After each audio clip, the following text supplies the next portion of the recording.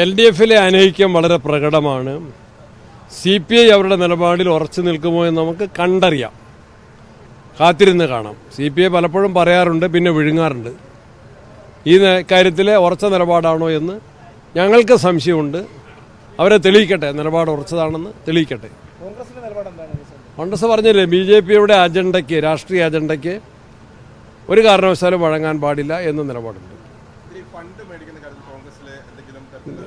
നമ്മളുടെ നാടിൻ്റെ പുരോഗതിക്ക് ആവശ്യമായ പണം ലഭ്യമാക്കണം. അതിന് ചരടുകൾ ഉണ്ടാകാൻ പാടില്ല.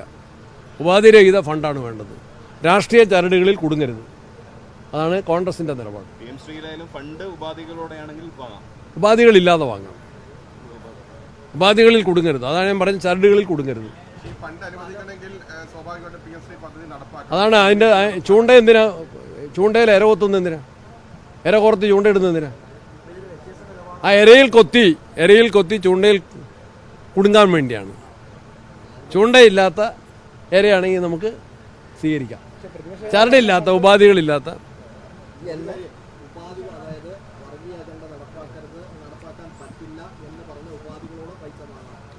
അതാണ് പറഞ്ഞത്. നമ്മൾ കേന്ദ്രത്തിൻ്റെ ഒരു പൈസ വേണ്ടെന്ന് ആർക്കെങ്കിലും പറയാൻ പറ്റുമോ? കേന്ദ്രം എന്ന് പറഞ്ഞാൽ നമ്മളെ നീതി പണമല്ലേ, നമുക്ക് അർഹതപ്പെട്ട പൈസയല്ലേ. അർഹതപ്പെട്ട പണം കിട്ടുന്നതിന് അത് അവകാശമാണ്. അതിനെ വ്യവസ്ഥയോ രാഷ്ട്രീയ ചരടുകളോ പാടില്ലെന്നാണ് കോൺഗ്രസിൻ്റെ നിലപാട്.